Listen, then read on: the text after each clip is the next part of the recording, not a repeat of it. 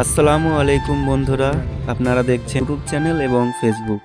তো আজকে আমরা এসেছি কানফালা বাস স্ট্যান্ড মোড়। প্রতিদিন এখানে অসংখ্য মানুষ বাসের জন্য দাঁড়িয়ে থাকেন, কিন্তু আজকের দিনে এই জায়গাটা হয়ে উঠেছে একদম নোংরা, চারিদিকে ময়লা, আগাছা, কাটা গাছ।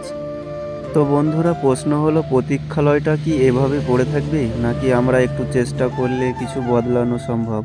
তাই আমরা শুধু ভিডিও করেই চলে যাব না, আমরা নিজেদের উদ্যোগ নিয়েছি এই জায়গাটাকে আমরা একদম সুন্দরভাবে পরিষ্কার করে ময়লা সরিয়ে, আগাছা কেটে, কাঁটাগুলোকে সরিয়ে ফেলে একদম পরিষ্কার পরিচ্ছন্নতা করব, যাতে অত্যন্ত মানুষগুলো একটু পরিষ্কার জায়গায় দাঁড়াতে পারে।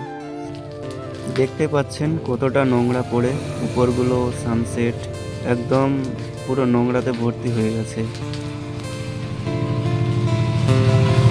তো বন্ধুরা, আমরা বাইরে থেকে কাজটা স্টার্ট করলাম। সামনে যাকে দেখছেন ইনি হচ্ছেন আমাদের আমির চাঁদ ভাই।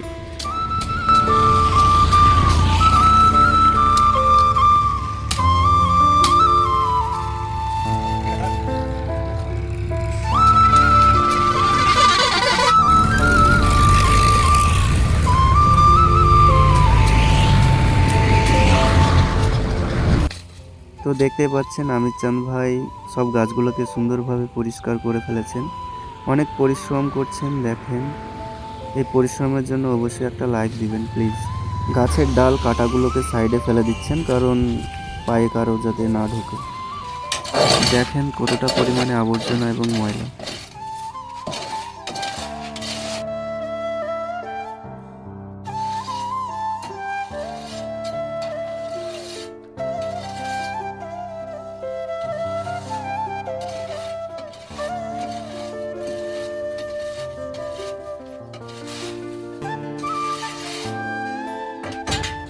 তো অনেকটা পরিশ্রম করার পরে আমির চাঁদ ভাই একদম পুরোপুরি জায়গাটাকে পরিষ্কার পরিচ্ছন্ন করে ফেলেছেন।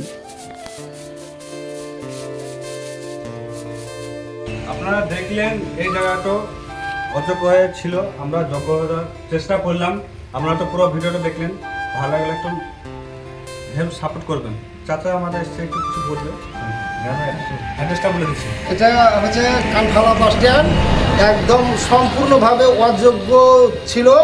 এই জায়গাতে কেউ বাস মানে একটুকুও মেঘ ঝড় বৃষ্টি এলে পরে বসার মতো ব্যবস্থা ছিল না। যে জায়গাটাকে আবার পরিষ্কার পরিচ্ছন্ন করে এই দুইজন ছেলে জনসেবামূলক কাজ করে এই জায়গাটাকে একদম সম্পূর্ণভাবে একটু মানে থাকার সুব্যবস্থা করা দেওয়া আছে, যাতে ঝড়না বৃষ্টির সময়তে এসে যাত্রীরা এই জায়গাতে এসে এটুকু দাঁড়ায় বসে তার সুব্যবস্থা করে দিয়েছেন। এদিকে আমি আন্তরিকভাবে সালাম ধন্যবাদ জানাই।